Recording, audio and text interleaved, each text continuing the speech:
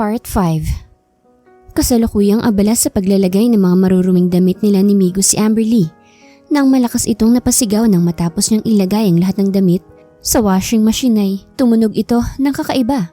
"Migo!" Tawag niya kay Migo na alam niyang may ginagawa sa sala. Nagmamadali naman itong pumasok sa laundry room at puno ng pag-aalalang lumapit sa kanya. "Bakit ka ba sumisigaw?" Tanong nito sa kanya na agad naman niyang itinuro ang washing machine na halos ay hindi na makaikot dahil sa dami ng laman. Nakasmirk itong tumingin sa kanya at naiiling na lumapit sa washing machine at binawasan ng laman. Saka nito pinaandar yon at lumapit sa kanya. Sunod-sunod siyang napalunok ng kanyang sariling laway nang titigan siya nito sa labi. Bago ikinulong sa mga bisig nito at mapusok na hinalikan. "Migo, wait! Gosh!" Sambit niya habang patuloy lang siyang hinahalikan ni Migo at ang mga kamay nito ay kung saan-saan na napapadpad. "Amberly!" Sambit nito sa pangalan niya nang bumaba ang halik nito sa kanyang leeg. "Love, may tao. Tumigil ka muna. Wait. Ano ba? Isa. Namimihasa ka na. Uy, saglit lang.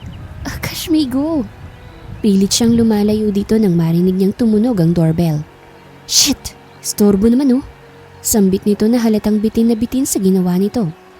Inayos naman niya ang kanyang sarili na halos ay mahubaran na dahil sa ginawa sa kanya ni Migo. Hinila pa siya nito palapit sa katawan nito at mariing hinalikan bago siya binulungan at pinakawalan. Ngumiti pa ito nang may panunukso sa labi bago nakalabas ng laundry room. Mag-aapat na buwan na siyang buntis sa panganay nila ni Migo pero hanggang ngayon ay hindi pa rin sila kasal. Napapaisip tuloy siya kung may balak ba itong pakasalan siya o wala. Pagkatapos nitong harapin ng kanyang daddy at tapalan ng malaking halaga ng pera para sa kanyang kalayaan ay wala na itong binanggit na kahit na ano. Lagi naman itong sinasabi na mahal siya nito. Pero bakit hindi siya nito mapakasalan? Hinihintay pa rin ba nito si Rachel? Napapabuntong hininga na lang siyang nagmadali palabas ng bahay para buksan ng taong walang sawang pinipindot ang doorbell sa gate. "Saglit lang, andyan na." Sambit niya rito sa naiiritang tono. Pagdating niya sa may gate ay agad niyang binuksan yon at para siyang binuhusan ng malamig na tubig nang makita ang babaeng kanina lang ay iniisip niya.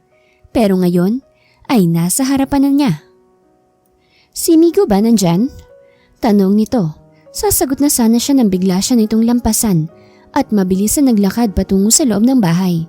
Kunot noon naman niyang isinara ang gate at sumunod papasok sa loob ng bahay. Pagkapasok niya ay nakita niyang nakayakap na kay Migo si Rachel habang halata namang nagulat si Migo at nananatili lang nakataas ang isang kamay at hindi malaman kung yayakapin ba nito pabalik si Rachel o hindi. Tighim niya na ikinasulyap sa kanya ni Migo na mabilis na bumitaw kay Rachel at lumapit sa kanya.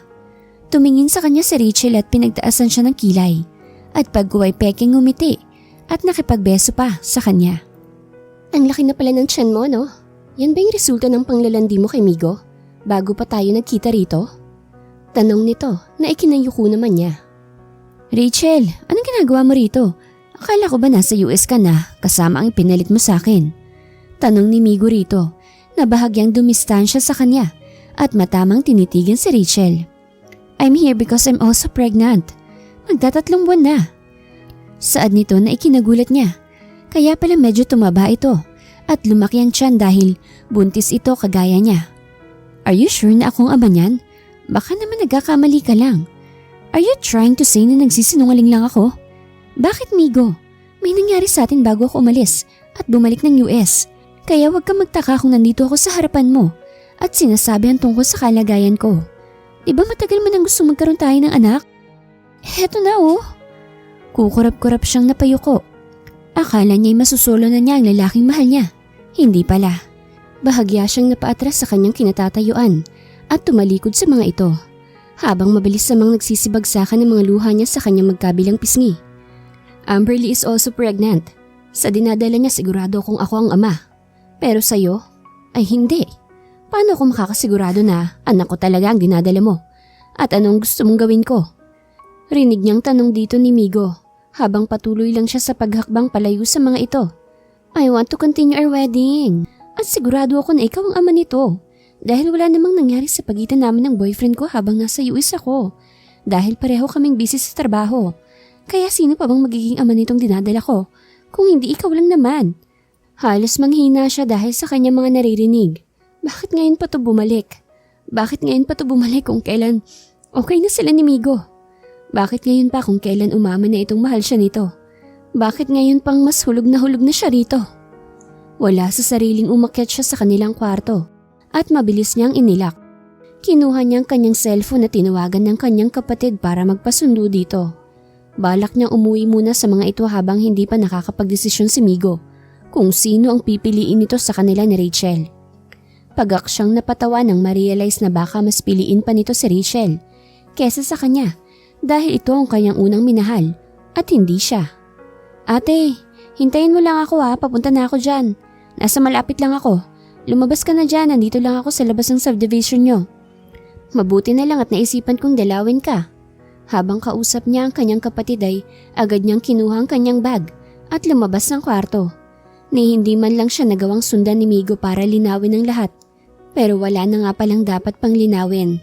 Dahil malinaw na sa kanya ang katotohanan na si Rachel ang pipiliin nito. Dahil ito naman ang babaeng totoo nitong mahal. Where are you going? Tanong ni Migo nang bigla itong sumulpot sa harapan niya nang makababa siya sa sala. Sa bahay ni na Mommy. Masyadong masikip ang bahay nito para sa ating tatlo. Tawagan mo na lang ako kung nakapili ka na ng isa sa amin ni Rachel. Sige na, naghihintay na ang kapatid ko sa labas. Saad niya rito habang pilit na pinipigilan ng mga luha na bumagsak sa kanyang mga pisngi. Tumingala siya ng bahagya at saka tumingin dito ng seryoso. Piliin mo kung sino sa palagay mo ang totoo mong mahal at kung sino ba talaga ang matimbang sayo. Kung siya ang piliin mo, pipilitin ko na lang maging masaya para sayo, para sa inyo. At kung ako naman ang piliin mo, ipagpapasalamat ko. Pero kung hindi, okay lang naman. Marami namang lalaki sa paligid Siguro naman ay may isa na tatanggap at mamahalin ako kahit may anak na ako, di ba? Kitang-kita niya kung paano ito nagtiim ng bagang bago lumapit sa kanya at mahigpit siyang niyakap. He doesn't need to choose over you and me because he already chose me and our future baby. So you can live away from us. Saad ni Rachel. Bumitaw siya sa pagkakayakap ni Migo at diretso itong tinitigan. Hindi naman ito makatingin ng diretso kaya napatango na lamang siya at saka mapaklang ngumiti kasabay ng pagpunas niya ng kanyang mga luha na walang tigil sa pagbagsak. I'm happy para sa inyo. Ipadala niyo na lang sa bahay ni Mommy yung mga gamit ko. Sige na, naghihintay na yung kapatid ko sa labas. Sana maging masaya kayo. Pagkasabi niyo na lumabas na siya sa bahay ni Migo na naging saksi kung paano siya unti-unting nahulog dito at kung paano niya ito natutunang mahalin in the short period of time. Paglabas niya ng bahay ay mabilis siyang naglakad patungo sa gate at marahas na binuksan yon. Mabuti na lang at naghihintay na sa kanya ang kanyang kapatid doon sa may gilid. Mabilis siyang sumakay sa sasakyan nito at inutusan itong magmaneho paalis ng lugar na yon. Hindi na niya kayang manatili sa lugar kung saan paulit-ulit nawawasak ang puso niya ng iisang tao lamang. Habang nasa biyahe sila'y panaiyak lang siya at hikbi. Kitang-kita niya sa kanyang kapatid ang awa para sa kanya at alam niyang gustong-gusto siya nitong i-comfort pero hindi nito magawa dahil nagmamaneho ito. Ate, please stop crying na. Hindi makakabuti yan para sa inyong dalawa ng baby mo. Pakiusap nito sa kanya habang panakanakang sumusulyap sa kanya. Naisip din niya yon pero hindi niya mapigilan ang kanyang sarili. Para siyang pinagsakluban ng langit at lupa. Sobrang sakit ng dibdib niya. Yung tipong paulit-ulit siyang sinasaksak hanggang sa mawasak ang puso niya. Kung alam lang niya na ganito pala kasakit ang magmahal, di sana'y hindi na lang niya sinubukan. Ang tanga-tanga kasi niya dahil minahal niya pa ang isang Migo.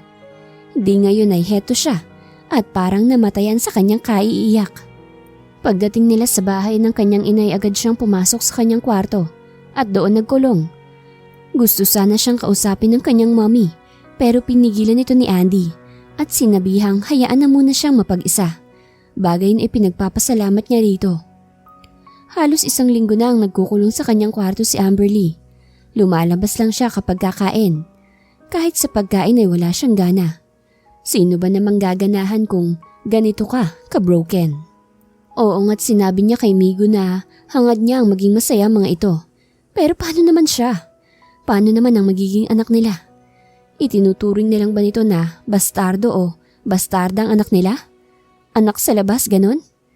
Bahagya siyang napasulyap sa may pinto ng bumukasyon at pumasok ang kanyang kapatid na puno ng pag-aalala ang mukha. Ate, tawag nito sa kanya habang malungkot na nakatitig at tila ba awang-awa sa kalagayan niya. I'm okay, Andy. Don't worry about ate. I'll be fine. I just need time to get over with this pain. Saad niya rito na bahagya pang ngumiti. Wanna come with me? Let's go to the mall or park. Anywhere you want. Just tell me where you wanna go. Ngumiti siya rito at saka bumangon sa kanyang kama. Gusto kong kumain ng ice cream. Pwede mo ba akong samahan sa ice cream parlor? Tanong niya rito na mabilis itong tinanguan habang nakangiti at naluluha. Sure ate, sige na mag-ayos ka na para makapunta na tayo sa ice cream parlor na paborito mong puntahan nung simula bata pa tayo. Siguro nagkikrave ka sa ice cream no? Saglit lang ha. Magbibihis lang ako. Saad niya rito saka lumapit sa kanyang closet at kumuha ng isusuot. Nagtataka namang tinitigan siya ng kanyang kapatid nang makita nitong itim ang napili niyang kulay ng bestida. Para hindi halatang buntis ako. Alam mo naman ang mga tao ngayon, mapanghusga. Sa bagay, mabuti na rin ang hindi masyadong expose ang pinagbubuntis mo para iwas sa panghuhusga. Tumangutango siya bago pumasok sa loob ng kanyang banyo para magbihis. Pagkalipas lang ng ilang sandali ay lumabas na rin siya at ipinaayos sa kanyang kapatid ang kanyang buhok. Paki-braid, naiinitan kasi ako eh. Saad niya rito na mabilis namang ginawa ang kanyang request. Okay na ate, let's go? Inalalayan siya nitong tumayo at saka yumakap sa kanyang braso habang naglalakad sila palabas ng kanyang kwarto. Kasalukuyang walang kanilang ina dahil nagpaalam itong may kakatagpuin lang daw na kaibigan somewhere kaya hinayaan na lang nila. Careful sa paghakbang pababa, madulas ang hagdan. Sambit ni Andy na todo alalay sa kanya hanggang sa makarating sila hanggang sa labas ng bahay. Nauna na siyang sumakay sa kotse ng kapatid nang makarating sila sa garahe habang may ibinibili naman si Andy sa mga maid. Pagkuway lumapit na ito sa kotse at sumakay. Tiningnan pa nito kung nakasuot ba siya ng seatbelt bago nito binuhay ang makina ng kotse at magmaneho patungo sa kanilang destinasyon. Nang makarating sila sa favorite niyang ice cream parlor ay agad siyang bumaba at naglakad patungo sa kinaroroonan ng establishment. Tahimik namang nakasunod sa kanya ang kapatid at tila nag-e-enjoy na pinagmamasdan siya. Sa loob kasi ng isang linggo ay lagi lang siyang nasa kwarto niya. Lumalabas lang siya ng kwarto para kumain. Nang makapasok sila sa loob ng establishment ay ang kanyang kapatid na ang umorder ng paborito niyang vanilla ice cream. Simulat sa pulay, yun lang ang kanyang kinakain. Never siyang tumikim ng ibang flavor. Habang hinihintay niya ang kanyang kapatid na nakapila, ay nagmasid-masid muna siya sa labas. Hindi sinasadyang napatingin siya sa kabilang kalsada at makita ang batang umiiyak habang nakatingin sa kanya. At dahil likas sa kanya ang pagkagiliw sa mga bata ay agad siyang lumabas ng ice cream parlor at pinuntahan niya ang bata. Tumawid siya ng kalsada habang habag na habag sa batang nakatingin sa kanya at panay ang sambit ng salitang mommy. Ilang hakbang na lang siya sa bata nang biglang sumulpot ang isang kotse, buhat sa kung saan na patungo sa kanyang direksyon. Gustuhin man niyang umiwas pero hindi niya maigalaw ang kanyang mga paa hanggang sa masalpok yon sa kanyang katawan na halos ay ikatilapon niya. Pero bago pa siya mawala ng malay ay nakita pa niya ang kanyang kapatid na mabilis binitawan ng hawak at umiiyak na tumakbo palapit sa kanya habang tinatawag ang pangalan niya. Inabot pa niya ang kamay nito nang makalapit ito sa kanya bago nagdilim ang paningin niya. Puno ng pag-aalalang nagpalakad-lakad si Andy sa labas ng operating room habang hinihintay ang kanyang mommy na dumating. Ilang beses niya itong tinext sa tinawagan. Ang sabi naman nito ay parating na ito at may kasamang kung sino. Naikwento na rin niya ang nangyari sa ate niya na halos ay ikinahagulgol nito sa kabilang linya. Kundi pa dahil sa payo ng kasama nito ay hindi pa ito tatahan. Andy! Tawag sa kanya ng kanyang ina na halos takbuhin na ang kanyang kinatatayuan habang nakasunod naman dito ang isang lalaki na halos kaedad lang nito. Nahahawig dito ang kanyang ate kaya hinulaan niyang ito siguro ang ama ng kanyang kapatid. Mommy, Si ate. Sambit niya habang patuloy lang sa pagtulo ang mga luha niya. Pinunasan naman yon ng kanyang ina. Nakasalukuyang umiiyak din habang mababakas naman sa mukha ng lalaki ang matinding pag-aalala. Mami, sino po siya? Tanong niya nang humupa na ang pagtulo ng kanyang mga luha. Ganon din ang kanyang ina. Siya ang daddy ng ate mo. Siya ang Uncle Wilbert mo. Siya sana ang surprise ko sa ate mo pero ganito naman ang nangyari. Malungkot na saad nito sa kanya. Sino po ang parents dito ng pasyente? We need blood for the patient ASAP. Saad ng doktor na lumabas sa operating room. Mabilis namang lumapit ang kanyang mommy at Uncle Wilbert dito at kinausap ito. Pagkuway naglakad ang mga ito patungo sa kung saan at iniwan siya. Sobra siyang nag-aalala sa kanyang kapatid. Sana'y malampasan nito ang kamatayang kinahaharap nito. Kanina habang nakahiga sa kalsada ang kanyang kapatid ay kalunos-lunos ang kalagayan nito at duguan. Pero hindi niya malaman ang kanyang gagawin. Mabuti na lang at may mga concerned citizens na tumulong sa kanya na madala sa ospital ang ate niya. Habang ang walang hiyang driver ng sasakyang sumagasa sa kanyang kapatid ay pinaghahanap ng mga pulis para arestuhin at ikulong. Pagkalipas ng halos kalahating oras ay bumalik na ang kanyang ina pero hindi nito kasama ang Uncle Wilbert niya. Ma'am, saan kayo galing? Tanong niya rito nang maupo ito sa tabi niya sa silyang nakaharap sa operating room. Nagpa-blood test kasi kami ni Wilbert. Mabuti na lang at pareho sila ng blood type. Hindi kasi pwede ang dugo kong isalin sa ate mo. Bahagya siyang nakahinga ng maluwag dahil sa sinabi ng kanyang ina. Salamat naman po kung ganoon. Sana malagpasan ni ate ang lahat ng ito, pati na ang kamatayan. Sambit niya na sinang-ayunan naman ang kanyang ina. Makalipas ang isang oras ay bumalik na ang kanyang Uncle Wilbert sa kinaroroonan nila at matyagang naghintay na matapos ang operasyon ng kanyang kapatid. Pagkalipas ng halos 3 oras ay lumabas na ang doktor sa operating room at sinabi nito ang kalagayan ng kanyang kapatid. I'm sorry, Mrs. Huddlestone, but your daughter lost her baby and she was suffering from head trauma. For now, we're still monitoring her condition kaya mananatili muna siya sa ICU. Paliwanag sa kanila ng doktor na siyang nag-opera sa kanyang kapatid. Wala sa sariling napasabunot siya sa kanyang buhok habang umiiyak naman ang kanyang ina habang nakaupo sa tabi ng kanyang Uncle Wilbert. Salamat po, Dok. Pero I want to transfer my daughter sa ibang ospital sa US kapag medyo bumuti na ang kanyang lagay. I don't care kung gumastos ako ng malaking halaga. Basta mailayo ko lang anak ko rito. Saad ng kanyang Uncle Wilbert na tinanguan naman ng doktor at ng kanyang ina kahit siya isang ayon sa desisyon nito. Pagguway nagpaalam na ang doktor sa kanila para mag-asikaso ng iba pang pasyente nito. Pero every 2 hours ay titingnan daw nito ang sitwasyon ng kanyang kapatid. Pagguway tumayo siya at nagpaalam sa kanyang ina na pupunta lang siya sa chapel ng ospital para manalangin para sa mabilis na ikagagaling ng ate niya. Hihilingin rin niya na sana'y makalimutan ng kapatid niya ang nakaraan nito para hindi nito maalala ang sakit na nararamdaman nito bago ito maaksidente. Bakit kasing lalaki yun pang minahal ng kanyang kapatid? Napakarami namang naghahangad na mapansin nito. Tapos, sa isang lalaki pang mas pinili ang ex nito kesa sa ate niya na loyal at totoong nagmamahal sa amigo na yon. Nang maisip niya ang lalaking dahilan ng kamiserablehan ng kanyang kapatid ay nagbago siya ng direksyon. Sa halip na sa chapel siya pumunta ay nagdesisyon siyang puntahan ito sa opisina nito. Gusto lang niyang ipakita rito ang galit na nararamdaman niya para sa ginawa nito sa kanyang ate. Nakasalukuyang nakahiga sa hospital bed na animoy lantang gulay dahil sa sinapit nitong aksidente. Isang malakas na buntong hininga ang pinakawalan ni Migo habang nakasubsob sa counter bar kung saan sila nagiinumang dalawa ni Ethan. Tinawagan pa niya ito para lang samahan siyang uminom.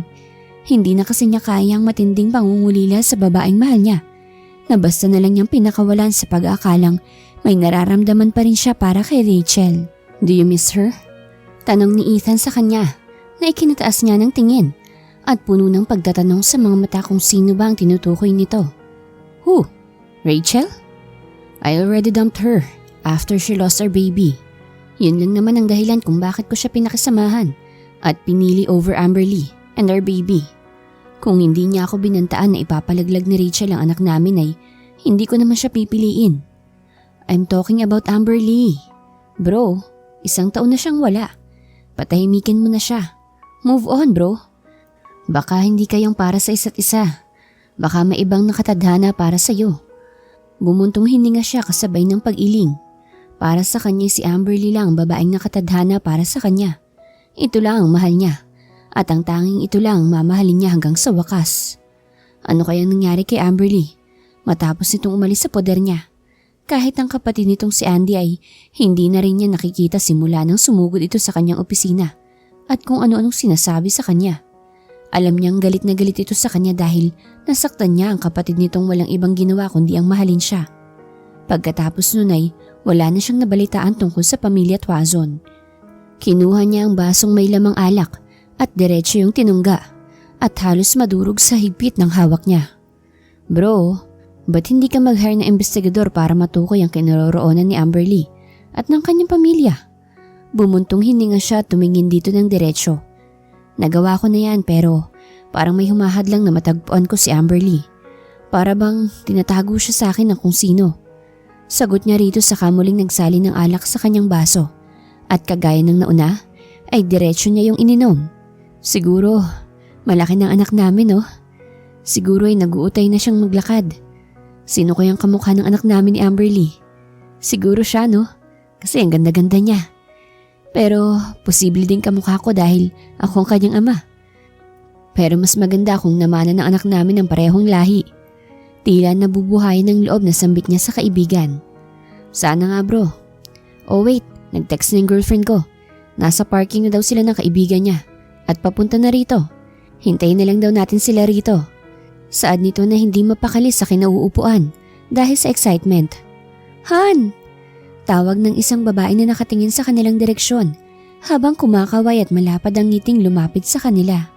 Han, kala ko ba kasama mong kaibigan mo? Asa na siya? Tanong ni Ethan sa girlfriend nito.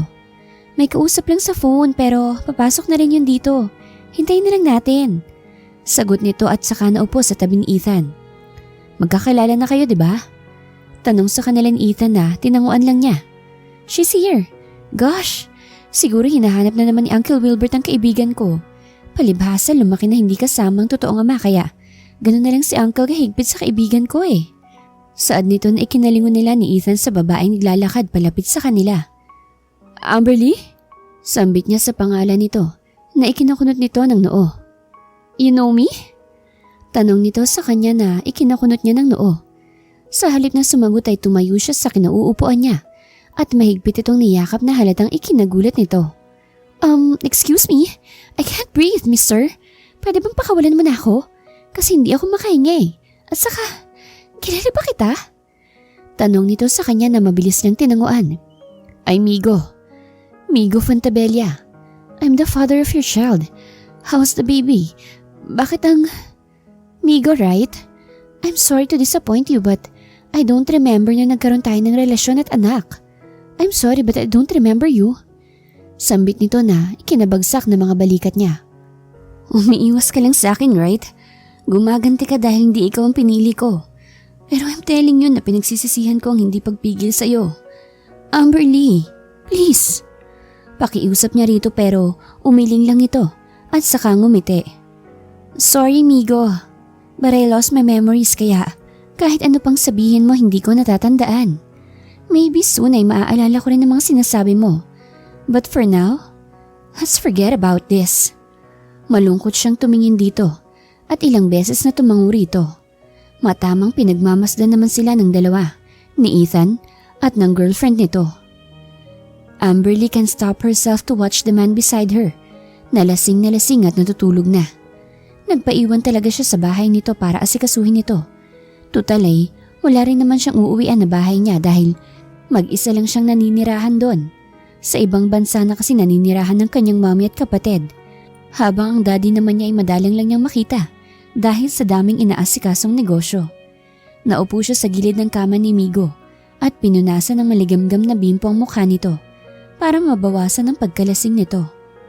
Amberly, love, bumalik ka na sa akin. Please, huwag mo akong iiwanan. Saad ni Migo habang natutulog. Inilapag niya sa baba ng kamang mga gamit niya at pinagmasdang mabuting mukha ni Migo. Hindi niya maiwasang hindi malungkot para rito. Hindi sinasadyang nahagip ng kanyang mga mata ang isang picture frame kung saan nakadisplay ang larawan ng babaeng kamukha niya at si Migo na masayang nakangiti at halatang kontento na magkasama. Bigla siyang napahawak sa kanyang pisngi nang maramdaman ang pagtulo ng kanyang luha doon na mabilis niyang pinunasan. Tumingin siyang muli kay Migo, kasabay ang paglitaw ng isang alaala sa kanyang isipan. Nagsiselos ka ba sa lagay na yan? I love you. I promise na hindi kita pakakawalan pa. Dahil akin ka lang at walang ibang pwedeng magmay-ari sa'yo. I love you too. Sorry if I lied na hindi na kita mahal. Naluluha siyang napaupo sa sahig habang paulit-ulit ang mga alaalang nagsusumiksik sa kanyang isipan. Mahigpit niyang sinabunutan ang kanyang sarili sa pagbabaka sakaling mawala ang mga tinig sa kanyang isipan. Migo, you hurt me. You hurt me many times. How could you? Ano bang kasalanan nagawa ko sa'yo? Bakit kailangan ko pang maalalang mapait na nakaraan? Bakit kailangan pa nating magkitang dalawa? Bakit paulit-ulit na lang tayong ganito? Tanong niya. Mabilis niyang pinunasan ng kanyang mukha nang makitang gumalaw si Migo at marahang nagmulat na mga mata. Inilibot nito ang paningin at huminto yun sa kanya. Bumangon ito at mariin siyang tinitigan at pagkuway, nagyuko ng ulo habang hinihimas yon. Bumuntong hininga siya at saka kinuhang kapeng tinimpla niya para rito para mabawasan ang pagkalasing nito. Walang kangiting-ngiting inebot niya yun dito na agad naman itong kinuha at ininom ng marahan. Alam mo pa rin ang timplang gusto ko. Sambit nito na hindi man lang siya tinapunan ng tingin. Kahit ang pinakamasakit na alaalay, posible kong maalala. Simpleng timpla pa kaya ng kape? Sige, mukhang okay ka naman na kaya uuwi na ako. Kung masakit ang ulo mo nandun lang ang gamot sa ibabaw ng table. Naaalala mo na diba? Kasi kung hindi hindi ka ganyan makatingin sa akin. It's just a short temporary amnesia. Yeah, I remember everything now. Sige, kailangan ko na umuwi. You can sleep here. Doon ka sa kwarto mo dati kung ayaw mo akong makatabi sa higaan. Saad nito na tinanguan lang niya. Sorry kung hindi ko naalagaan ang anak natin.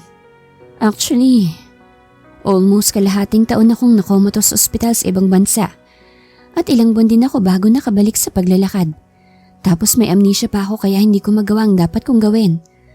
Pero ano bang nangyari sa inyo, Rachel? Kala ko ba ikakasal na kayo bago ako nawala? What happened? Tanong niya rito na inilingan nito ng mabilis. Nakunan siya. Hindi kasi siya nakikinig sa mga sinasabi ko. Mabuti na rin siguro na nangyari yon kasi hindi ko na rin naman siya mahal. Kasi ikaw lang nag-iisa kong mahal at ang nag-iisang babae na gusto kong makasama habang buhay.